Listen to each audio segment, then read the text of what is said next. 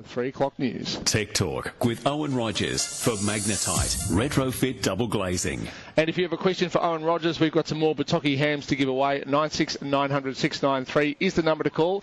Owen, good afternoon. Good afternoon, Tom. Now, Owen, I bought a digital radio recently and we've been very happy with it. I must say to people who complain about the often bad reception you get with AM radio, particularly, with stations like 3AW, that digital radio makes it fantastic. But, Owen, it seems you can go a step further now. Yeah, we've got, actually, what we're starting to see now, Tom, is the digital radios that record as well. So the good thing about them is, you know how a lot of people, or you've got it might have what they call a video recorder, a personal video recorder, where you've got the on-screen guide for recording your TV shows? Yes. The same thing's happening with the radio. So from the front of the radio, you can pick, I want to listen to The Weekend Break, and press record, and it will record that show for you.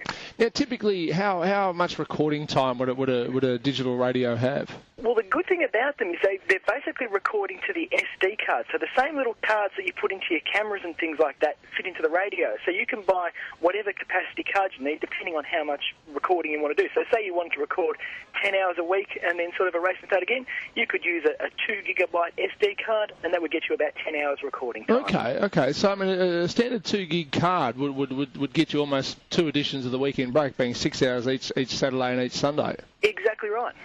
It's astonishing, isn't it? I mean, because I know a lot of people say, I wish we could have podcasts of the program, I'd love to hear this segment again or whatever. Some people can't listen when they want to.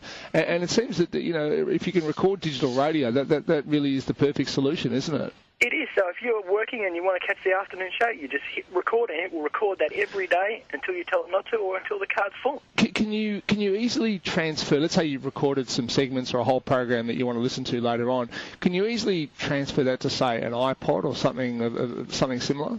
It would, if the recording format of the radio, because they all do depend, is suitable for like MP3 or something like that, then in theory you could transfer it to your iPod or stick the SD card in the car stereo system and listen to it when you can. Oh, well, it just shows the personal video recorders. I mean, ever since we had the old Betamax and VHS VCRs, I mean, that took off, and you'd have to say that with this sort of technology built in, people are going to start using it, aren't they? They are, and the good thing is the radios that I've seen reviewed aren't that more expensive than the standard digital radios, like I said, starting off at $229. Okay.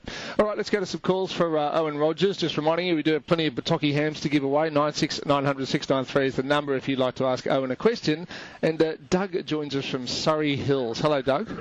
Yeah, hi. Look, I'm just wondering, I know that things like DVD players and TVs and stuff, you can update the firmware on them, and I'm just wondering whether there's any benefit in doing that generally if you're not experiencing problems, but maybe, the DVD's a bit slow to get going, things like that. Now, and just for the benefit of those of us like me who aren't really sure what that means, well, what is the firmware on a piece of technology? Okay, essentially the firmware is the operating system of the DVD player or the television, so it's like having a computer and you update your Windows or something like that. Why is that not the software?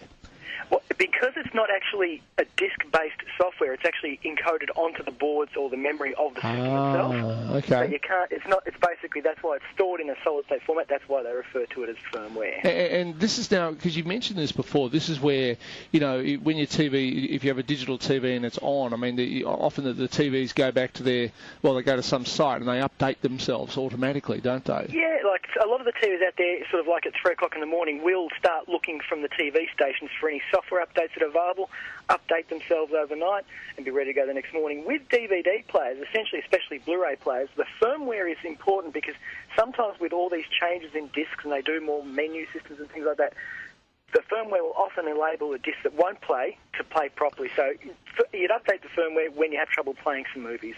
Now, I think what Doug's question was that is it something you should sort of order it to do, or will it just happen automatically? Generally, it will. With TVs, it will happen automatically. With Blu-ray players, it's something you do have to do manually unless it is connected to the internet. And is it generally a good idea to do that?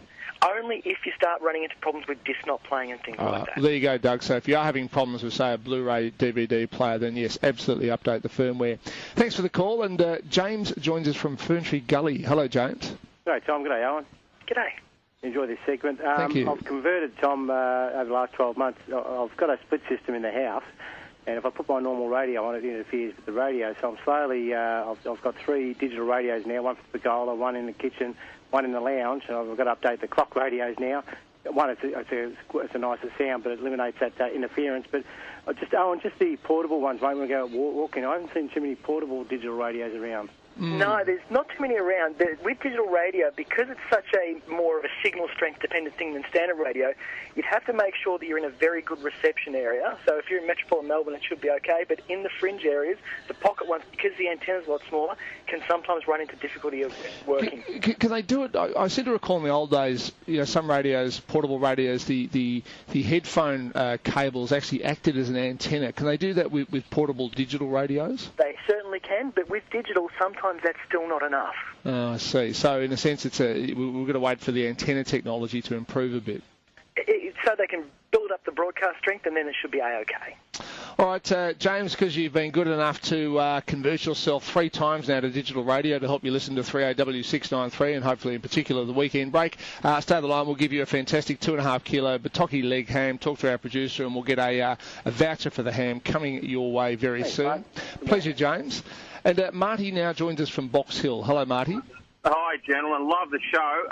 Look, I'm sick to death of... one of the pay TV services, now we don't get the free things and there's more ads than ever. So, but what way do we go? I mean, I've looked at Boxy, TiVos. I want something simple and recordable. What's available? And internet TV, what is that?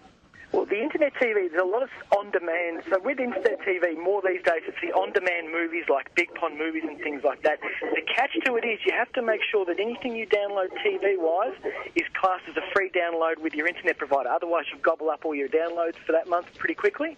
The TiVo is an incredibly easy-to-use piece of equipment and one that I really do like.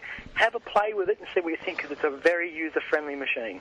Yeah, I think, Marty, can I just ask, is your main concern just wanting to record things off free-to-air television?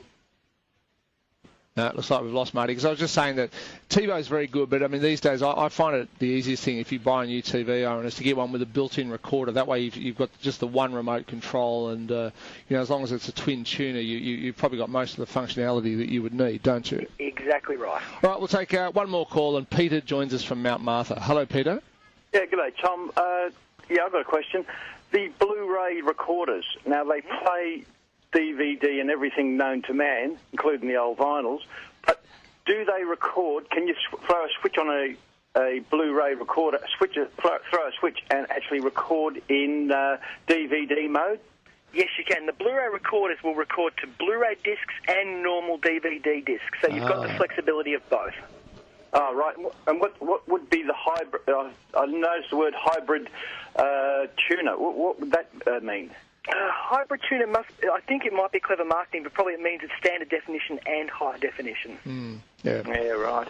All right, thank you very much for the call, Peter. I mean, it's still rather confusing, isn't it, Owen? You've got analog, standard def TV, high def TV.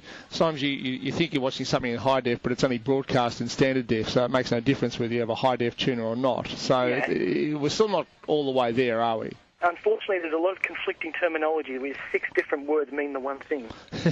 Oh, well, that's the wonder of the English language. Owen, great to talk with you. Thank you very much, Tom. That's Owen Rogers from Automated Living Systems. You can visit him in person at Shop 4 Bellevue Arcade, Highton, or give him a call, 5241 9660.